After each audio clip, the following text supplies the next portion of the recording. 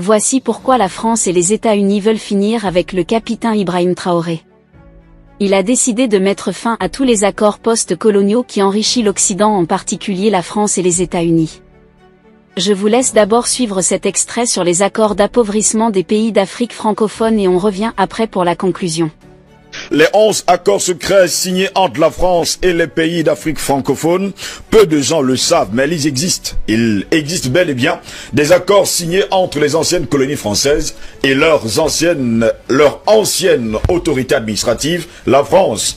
Ces accords concernent de nombreux domaines tels que le militaire, le politique, mais surtout des accords économiques. La première, il faut le préciser, le premier pour moi, la dette coloniale pour remboursement des bénéfices de la colonisation. Ça, c'est en un. En pas bien sûr, les États nouvellement indépendants doivent rembourser le coût des infrastructures construites par la France pendant la colonisation. Voici le premier accord. Deuxième accord, la confiscation automatique des réserves financières nationales. Les pays africains doivent déposer leurs réserves financières auprès de la Banque de France. Ainsi, la France garde, entre guillemets, les réserves financières de 14 pays africains depuis 1961. Le Bénin, le Burkina Faso, la Guinée-Bissau, la Côte d'Ivoire, le Mali, le Niger, le Sénégal, le Togo, le Cameroun, la République centrafricaine, le Tchad, le Congo-Brazzaville, la Guinée équatoriale et le Gabon. Ainsi, la gouvernance des politiques monétaires reste asynchrone et incomplète du fait qu'elles sont pilotées directement par le gouvernement français sans aucun lien avec les autorités financières des pays tels que la CEMAC ou encore la CEDEAO. Ainsi, du fait des conditions qui lient les banques des zones économiques et financières, elles sont obligées de garder 65% de leurs réserves de change dans un compte d'opération tenu par le Trésor français, ainsi que 20% supplémentaires afin de couvrir les risques financiers. De plus, les banques des zones CFA imposent une limite de crédit à chaque pays membre équivalent à 20% des recettes d'État de l'année N-1, bien que la BEAC ou encore la BCEAO ont des possibilités de retrait supérieures auprès du Trésor français. Ces retraits doivent faire l'objet de l'accord du Trésor français. Sans cet accord, eh bien, ils ne peuvent pas renflouer leur caisse. Messieurs, la décision finale revient donc au Trésor français qui a lui-même investi les réserves des pays africains sur la place boursière parisienne. En d'autres mots, 80% des réserves financières africaines sont déposées sur un compte d'opération contrôlé par l'administration française. Les deux banques de la zone CFA sont africaines de par leur nom, mais ne décident aucune des politiques monétaires par elles-mêmes. Pire encore, les pays eux-mêmes ne savent même pas quelle est la part de réserves financières qui leur appartient en groupe ou individuellement en tant que pays, mais détenus par l'administration du Trésor français. Les gains issus des investissements de ces fonds du Trésor français sont censés être rajoutés à la cagnotte africaine, mais aucun compte n'est donné là-dessus aux banques, ni même aux pays membres. Seul un groupe limité à 6 administrateurs du Trésor français ont connaissance des montants du compte d'opération, du lieu d'investissement, des sommes.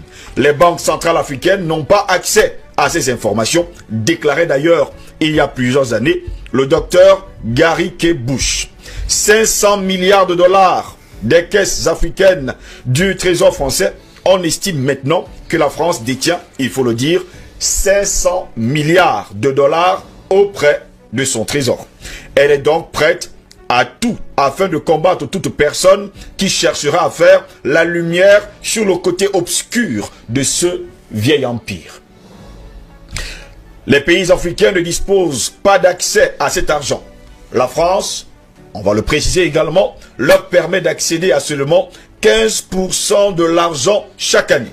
Si elles ont besoin de plus que cela, ils doivent emprunter de l'argent supplémentaire à partir de leur propre 65% du Trésor français à des taux commerciaux. En fait, vous prêtez votre propre argent. Vous détenez de l'argent, mais vous le prêtez à vous-même. Allez savoir comment ça se passe.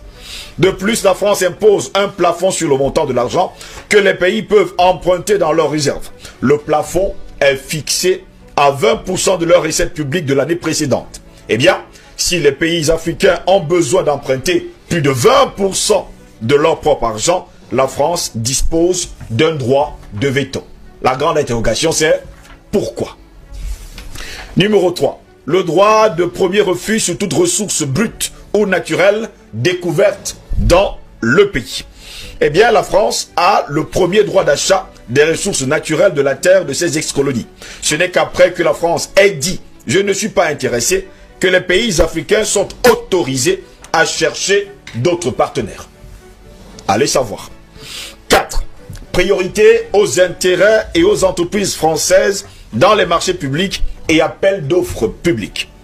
Eh bien, dans l'attribution des marchés publics, les entreprises françaises ont la priorité sur l'attribution, même si les pays africains peuvent obtenir un meilleur rapport qualité-prix ailleurs. En conséquence, dans la plupart des ex-colonies françaises, tous les leviers économiques des pays sont entre les mains des expatriés français. Je vous prends un cas. En Côte d'Ivoire, par exemple, les entreprises françaises possèdent et contrôlent tous les grands services publics.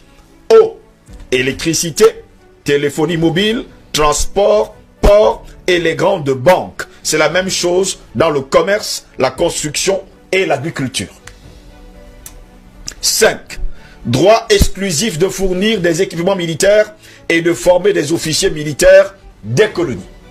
Eh bien, grâce à un système sophistiqué de bourses, de subventions et des accords de défense attachés au pacte colonial, les Africains doivent envoyer leurs officiers supérieurs en formation, vous avez bien compris, en France.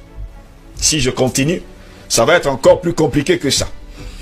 Messieurs, en 6, le droit pour la France de déployer les troupes et d'intervenir militairement dans le pays pour défendre ses intérêts. Pas les intérêts du pays en somme, mais ses propres intérêts. On parle bien sûr des intérêts de la France. En vertu de ce qu'on appelle les accords de défense entre guillemets, attachés au pacte colonial, la France a le droit d'intervenir militairement dans les pays africains et aussi de stationner des troupes en permanence dans les bases et installations militaires entièrement gérées par les Français. Voilà pourquoi vous allez voir les bases militaires sur tout le continent africain. Je vais m'arrêter là pour l'heure. En 7, l'obligation de faire du français la langue officielle du pays et la langue pour l'éducation. Oui, monsieur, vous devez parler français, la langue de Molière. Une organisation de la langue française et de la diffusion de la culture française a même été créée pendant la colonisation. Elle s'appelle la francophonie et possède plusieurs organisations satellites. Eh bien, ces organisations sont affiliées et contrôlées par le ministre français des Affaires étrangères. On parle encore là de diplomatie. Est-ce cela en tout cas la diplomatie? 8. L'obligation d'utiliser le franc CFA, franc des colonies françaises d'Afrique. On en parle d'ailleurs sur ce plateau à bouche que vêtue. En 9, l'obligation d'envoyer en France un bilan annuel et un rapport de l'état des réserves. Je me pose souvent la question de savoir pourquoi. Je vais passer, pour ne pas tellement perdre du temps. En 10, pour terminer, renoncer à toute alliance militaire avec d'autres pays, sauf autorisation de la France. J'explique. Pourquoi les alliances militaires régionales en Afrique sont les plus faibles? C'est la grande interrogation. Eh bien, la plupart des pays ont seulement des alliances militaires avec leurs ex-colonisateurs. Je parle bien sûr de la France. Drôle, mais vous ne pouvez pas faire mieux. La France leur interdit toute autre alliance militaire. 11. L'obligation de s'allier avec la France en cas de guerre ou de crise mondiale. Vous ne pouvez pas vous allier avec un autre pays en dehors de la France. Ce qui vaut aujourd'hui à plusieurs chefs d'État africains de s'être alliés à la Russie, de s'être alliés à la Chine. Quelque part, on veut à tout prix les déstabiliser. Monsieur, voilà quelques 11 accords coloniaux qui ont été signés et on se pose souvent la question, pourquoi les avoir signés et pourquoi ces accords existent encore aujourd'hui? Chers abonnés, à l'écoute de cet extrait, on comprend bel et bien pourquoi le général Michael Langley a fait une sortie pour critiquer la gouvernance d'Ibrahim Traoré. Déjà, Le fait que le capitaine Ibrahim Traoré a déjà mis fin à 8 de ces accords post-coloniaux donne des insomnies à la France et aux États-Unis. Au début, les États-Unis étaient silencieux.